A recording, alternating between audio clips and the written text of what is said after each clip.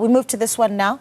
International Relations Minister Ronald Lamola has told Parliament that South Africa's bid to hold Israel accountable at the International Court of Justice has been vindicated, with growing global consensus that the war in Gaza is genocidal. He adds that although the ICJ's provisional orders are being ignored, Pretoria remains committed to ensuring accountability. For more on this, we are joined by the Portfolio Committee on International Relations chairperson, Mr. Supra Mahumapelo. Mr. Mahumapelo, thank you so much for giving us your time.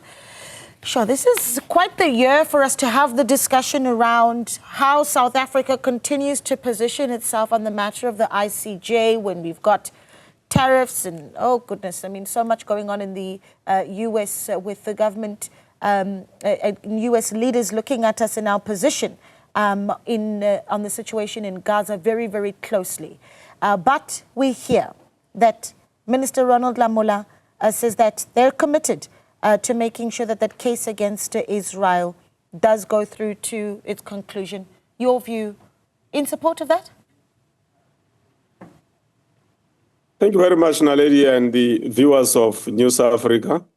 Thank you very much for the opportunity. Yes, today we had a joint meeting between ourselves and the Committee of Justice to look at the matter of the ICJ case pursued by South Africa against atrocities which are being imposed on the people of Palestine by Israel, and therefore South Africa using the dictates of the law enshrined in terms of how the United Nations operate to take Israel to the ICJ. It was for the first time as the committee that we get a briefing from the minister.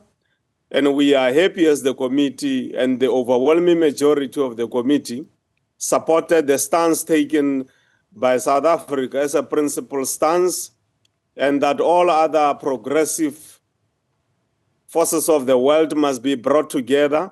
More lobbying must continue around the world, and that condemnation of both the actions that have been taken against Palestinians by Israel has to happen, and the department has done that, including the unfortunate actions that were taken by Hamas against Israel. We have given the department the go-ahead to intensify that case against Israel. Yeah, there is, of course, the balancing act, a chairperson that South Africa, from a geopolitical point of view, is trying to keep going, which is, you know, one can imagine even for the international relations minister, very difficult to have to deal with on a constant basis. We've already started the matter with the International Court of Justice. That is not going to change. But at the same time, on a year like this, under a Trump administration, making it particularly difficult. At the same time, yesterday, now let me just expand the geopolitical challenges for a little bit. Yesterday, of course, we're reporting of Israel, for instance's targeting of Hamas leaders in Qatar. Is there a view that this puts and continues to put South Africa in the firing line of the Trump administration? South Africa is quite capable. It has mastered the art of dealing with geopolitical matters in the context of our own interests as a country and exercising our right as a sovereign state. We have a relationship with the United States of America politically and economically. The president, even yesterday during the question and answer session, did indicate in Parliament that the engagements are taking place between South Africa and the United States of America. Task teams have been established and so on. You may have seen in the news yesterday and today that already there are exemptions with regard to some of the agricultural fishing produce in as far as the U.S. market is concerned. The United States of America knows very well that South Africa is a sovereign state. It will continue on its own terms to have relations with whoever it deems necessary, including those who may be having problems with the United States of America. But those discussions are going on, and you may have heard yesterday the president during the question and answer session, he did indicate that South Africa is also working and intensifying the work around other markets in the world so that more investments can come into the country to deal with poverty, inequality, and unemployment.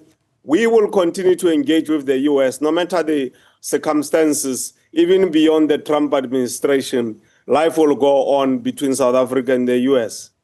Yeah, just I think one issue that I do want to look at, and this one, perhaps a thought on the side of the International Relations Minister Ronald Lamola, a summit held by the Thabo Mbeki Foundation just recently that has brought some controversy between South Africa and the DRC, with government officials in the Democratic Republic of Congo bringing up concerns, I'm going to say that conservatively, that M23 leaders were in attendance. Have we handled that situation fairly, where we saw the International Relations Minister saying that it was a Thabo Mbeki Foundation initiative and that they were unaware that M23 leaders would be in the room? Did we handle that, the right way? I won't answer on behalf of the department because I'm from Parliament. Sure. I mean, the department is part of the executive. Yes. But what I can say is that there are state actors in geopolitics and there are non-state actors. So the Thabo Mbeki Foundation will fall in the category of the non-state actors. What should therefore happen in this regard is that the Department of International Relations, working with the presidency, should find a way, a channel of engaging with the Thabo Mbeki Foundation as a non-state actor so that those matters could be discussed, and the people of South Africa, the DRC, must be briefed about those efforts which are aimed at making sure that peace prevails in that part of the African continent.